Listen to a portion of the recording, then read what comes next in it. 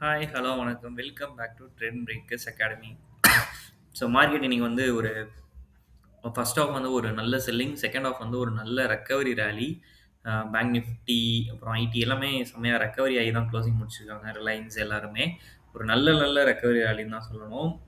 ஓகேங்களா? ஸோ இன்னைக்கு வந்து ட்ரம்ப் வந்து பெருசா எதுவும் பேசல. மேபி வந்து அவன் மார்க்கெட் ரெக்கவரி ஆனதுக்கு அத கூட நான் ஒரு காரணமா எடுத்துக்கிறேன். ட்ரம்ப் வந்து பெருசா வந்து இன்னைக்கு வந்து எந்த ஒரு அறிக்கையும் விடல. மேபி நாளைக்கு ஏதாவது விட்டாலும் விடுவாரு. அவரு அமைதியா இருக்காருனாலே வந்து ஏதோ பூகம்பத்தோட வர்றாருன்னு தான் அர்த்தம்.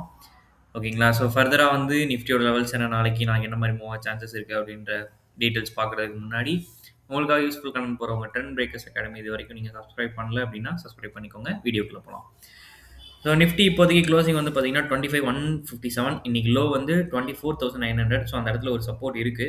24,890 அந்த ரேஞ்சில வந்து ஒரு சப்போர்ட் இருக்குன்னு மென்ஷன் பண்ணியிருந்தேன். ஸோ அந்த இடத்துல சப்போர்ட் எடுத்துட்டு தான் ரெக்கவரி ஆயிருக்கு.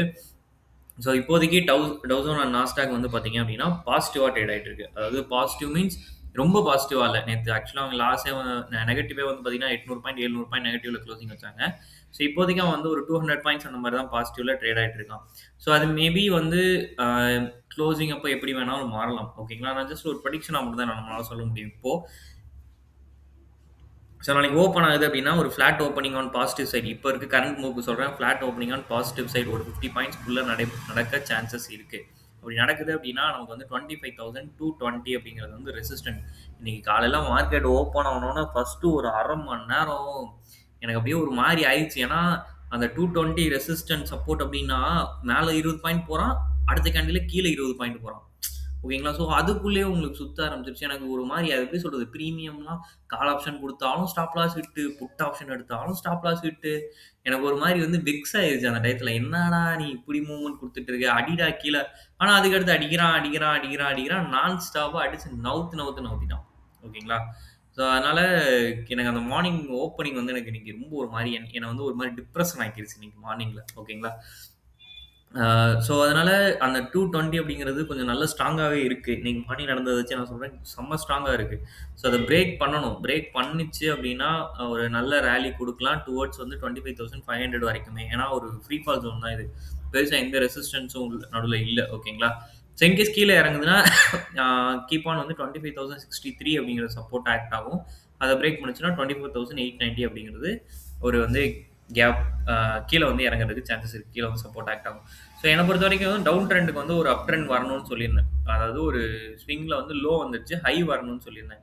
ஸோ மேபி இப்போ அவன் ஹை போறதுக்கு கூட ஒரு ட்ரை பண்ணலாம்னு நான் நினைக்கிறேன். அவன் வந்து ஒரு 25,350 டூ 500 வரைக்கும் போயிட்டு கூட திரும்ப ராலி கீழ இறங்குச்சு அப்படின்னா, இன்னும் வந்து டவுன் ட்ரெண்ட் வந்து மோர் ஸ்ட்ராங்கர் ஆகுது. ஓகேங்களா? நான் ஆல்ரெடி சொல்லியிருந்த மாரி செகண்ட் ஸ்விங் வேணும். ஸோ அதுக்கான ரெக்கவரி ராலியா தான் இன்னைக்கு நடந்தத நான் பார்க்குறேன். ஸோ அது வந்து கம்ப்ளீட்டா ரெக்கவரி ஆக போதா? இல்ல இது ஒரு ராலியா அதாவது ஒரு லோயர் ஹை ஃபார்மேஷனுக்கு ஒரு ஹை மட்டும் போயிட்டு திரும்ப வருதா? அப்படிங்கிறது நமக்கு ஏதாவது ரிவர்சல் தெரிஞ்சா மட்டும் தான் அத நம்ம வந்து டிசைட் பண்ண முடியும். அது வந்து 25,500க்கு மேல போயிருச்சு அப்படின்னா, ட்ரெண்ட் வந்து ரிவர்சல் ஆயிரும். திரும்ப அப் ட்ரெண்ட்க்கு போறதுக்கு சான்சஸ் இருக்கு. இது வந்து நிஃப்டியோட level. Bank Nifty. So bank Nifty நேத்து ஒரு ஜோன் சொன்னேன். இன்னைக்கு அத உடைக்கிற மாரி உடைச்சான். ஆனா அத உடைக்கவில்லை. ஓகேங்களா? திரும்ப க்ளோசிங் தான் நமக்கு முக்கியம். ஆனா க்ளோசிங் வந்து மேல ஏத்தி தான் வச்சிருக்கான். ஓகேங்களா? ஸோ நான் இன்னைக்கு உடைச்சு கீழ வந்தான்னா, கண்டிப்பா ஃபால் தான் நான் எதிர்பார்த்தேன். ஆனா அவன் என்ன பண்ணிட்டான்னா, க்ளோசிங் வந்து பார்த்தீங்கன்னா, மேல ஏறி தான் க்ளோசிங் வச்சிருக்கான். ஓகேங்களா? ஸோ அதனால பிரேக் அவுட் அப்படிங்கிறது வந்து அந்த ஜோனுக்கு கீழ கிடைக்கணும். ஆனா கீழ கிடைக்கல. ஸோ அதனால இவனும் வந்து இப்ப சப்போர்ட் எடுத்திருக்கான்ல, மேபி இவனும் நாளைக்கு மேல போக பாசிபிலிட்டீஸ் இருக்கு. ஐடி அந்த ட்ரெண்ட் லைனுக்கு கீழ வந்தா கஷ்டம் சொன்னேன். ட்ரெண்ட் லைனுக்கு கீழ தான் வந்தான். ஆனா க்ளோசிங் ஒரு இன்டிசிசிவ் கேண்டிலா க்ளோசிங் வச்சுட்டான். ஓகேங்களா? எவ்வளோ இறங்குனாலும் அது அப்படியே ரெக்கவரி ஆகி க்ளோசிங் வச்சிருக்கான்.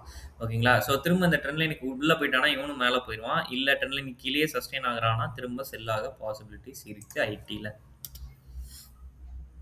ரிலையன்ஸ். ஸோ ரிலையன்ஸும் வந்து ஒரு சின்ன ரெக்கவரி ராலி தாங்க. நான் அந்த ஒரு லெவல் சொல்லியிருந்தேன். அந்த லெவல் ஆல்மோஸ்ட் நியர்பைல வந்துட்டு ஒரு ரெக்கவரி ராலி மாரி குடுத்துருக்கான். ஸோ 1366 பிரேக் பண்ணா தான் 1327 வரைக்கும் வருவான். இப்போதைக்கு ஓகே தான். ஆனா ரெசிஸ்டன்ட் இருக்கு 1424ல. அது அவ்வளோ சீக்கிரம் உடைக்க மாட்டான். ஸோ திரும்ப அது வரைக்கும் போயிட்டு கூட திரும்ப கீழ வரலாம். ஸோ என்ன பொறுத்தவரைக்கும் நிஃப்டி ஒரு ஸ்விங் போடுவான். ஒரு ஹை போயிட்டு தான் லோ வருவான் அப்படின்ற மாரி தோணுது. ஒரு சில இதெல்லாம் பார்க்கும்போது. ஹெச்டிஎஃப்சி ஸ்டில் ஆன் செல்லிங்ல தாங்க இருக்கான். ஸோ ஹெச்டிஎஃப்சி பையிங்க்கு போல. இப்ப இருக்கிற இடமே அவனுக்கு சப்போர்ட் லெவல் தான். ஸோ அத பிரேக் பண்ணாம இருக்கணும் அவன். ஓகேங்களா? பிரேக் பண்ணாம இருக்கும் பட்சத்தில் அவன் ஓகே தான். பிரேக் பண்ணான்னா தான் சிக்கல். ஸோ இப்போ இருக்க இடமே ஒரு நல்ல ஒரு சப்போர்ட் லெவலாக தான் இருக்குது.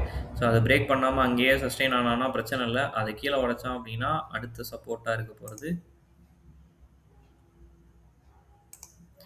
இப்போது உங்களுக்கு வந்து 914 அப்படிங்கிறது சப்போர்ட். அதை பிரேக் பண்ணுச்சுன்னா 891 தான் ஹெச்டிஎஃப்சி பேங்கோட சப்போர்ட். ஓகேங்களா?